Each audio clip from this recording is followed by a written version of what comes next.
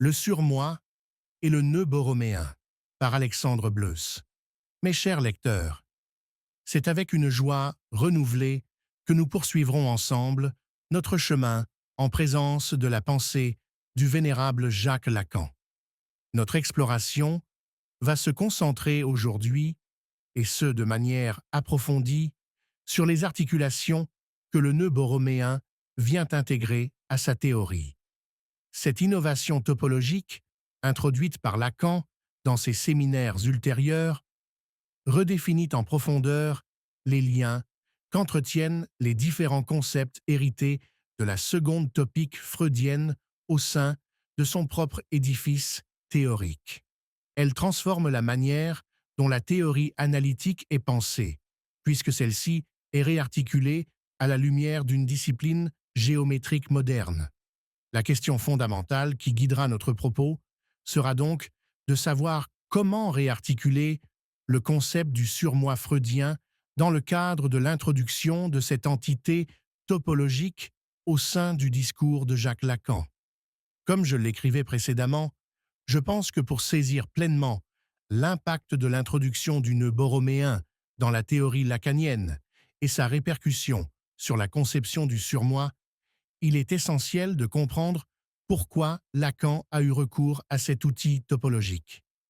Après avoir initialement structuré sa théorie autour du triptyque réel, symbolique et imaginaire, RSI, Lacan a ressenti la nécessité d'un modèle plus sophistiqué pour rendre compte de leur intrication et de leur consistance.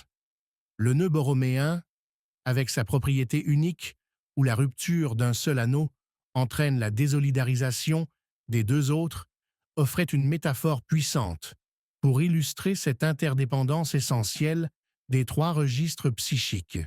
Ce fut le tournant conceptuel des années 1974 et 1975.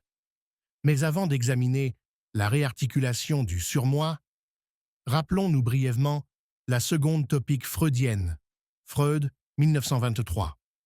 Celle-ci distinguait trois instances psychiques: le ça, réservoir des pulsions; le moi, instance médiatrice entre le ça et le monde extérieur, ainsi qu'avec le surmoi; et le surmoi, instance morale, issue de l'intériorisation des interdits parentaux et des normes sociales. Si cette topique a marqué une avancée considérable dans la compréhension de l'appareil psychique, Lacan a progressivement montré ses limites, notamment dans sa capacité à rendre compte de phénomènes cliniques complexes, en particulier les psychoses. L'introduction du nœud borroméen permet une redéfinition des concepts freudiens à travers le prisme des trois registres RSI. Le symbolique, l'ordre du langage et des signifiants, vient restructurer la notion d'inconscient freudien. L'imaginaire, le domaine des identifications et des images spéculaires, éclaire la formation du moi et ses illusions. Quant au réel, il désigne ce qui résiste à la symbolisation. Le traumatique, ce qui se situe au-delà du sens et de l'image. C'est dans ce nouveau cadre topologique que le concept du surmoi freudien va être profondément remanié. Dans la perspective borroméenne, le surmoi ne se réduit plus à une simple instance morale intériorisée. Il est plutôt envisagé comme une fonction qui s'articule de manière spécifique avec chacun des trois registres. Considérons d'abord le rapport du surmoi au symbolique. Dans la théorie lacanienne, l'accès au symbolique est conditionné par l'opération du nom du Père, la métaphore paternelle qui introduit la loi et l'ordre symbolique. Le surmoi, dans sa dimension normative et prohibitive, est indéniablement lié à cette fonction paternelle. Cependant, comme nous l'avons évoqué précédemment, et comme Lacan l'a souligné à maintes reprises, le surmoi lacanien ne se limite pas à la loi. Il se manifeste également par une injonction paradoxale à la jouissance, un « tu dois jouir » qui excède les limites de la loi symbolique. Lacan, 1969 à 1970. Cette dimension du surmoi souvent qualifiée de obscène, témoigne de son emprise au-delà des simples interdits. Si nous examinons maintenant l'articulation du surmoi avec l'imaginaire, nous constatons que, idéal du moi, cette image idéalisée à laquelle le sujet cherche à se conformer, est une construction imaginaire. Le surmoi, en tant qu'instance critique et jugeante, se nourrit de cet idéal et confronte le sujet à l'écart inévitable entre son être et cet idéal. Les identifications imaginaires jouent un rôle crucial dans la formation du surmoi, car le sujet intériorise non seulement les interdits parentaux, mais aussi les images idéalisées de ces figures d'autorité. Le surmoi peut alors devenir le gardien impitoyable de ces images, engendrant des sentiments de culpabilité et d'inadéquation. Enfin, abordons, si vous le voulez bien, le rapport du surmoi au réel. C'est peut-être ici que l'apport de la topologie borroméenne est le plus éclairant. Le réel, en tant qu'impossible à symboliser, est le lieu de la jouissance en tant qu'excès, au-delà du principe de plaisir.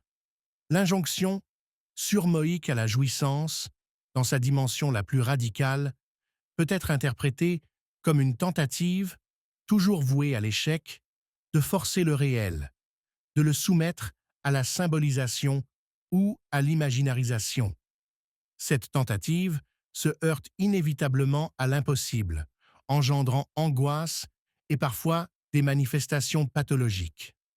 Le surmoi, dans cette perspective, n'est pas seulement une instance qui interdit ou qui idéalise, mais aussi une force pulsionnelle qui pousse le sujet vers une jouissance impossible à atteindre. Quel paradoxe, n'est-ce pas? L'introduction du nœud borroméen permet ainsi de complexifier considérablement la conception du surmoi freudien. Au lieu d'une instance relativement homogène, le surmoi lacanien apparaît comme une fonction hétérogène, traversée par les tensions et les spécificités de chacun des trois registres. Il n'est plus seulement l'héritier de l'Œdipe, mais une structure complexe dont le fonctionnement est intrinsèquement lié à l'articulation RSI. Cette réarticulation a des implications majeures pour la théorie analytique.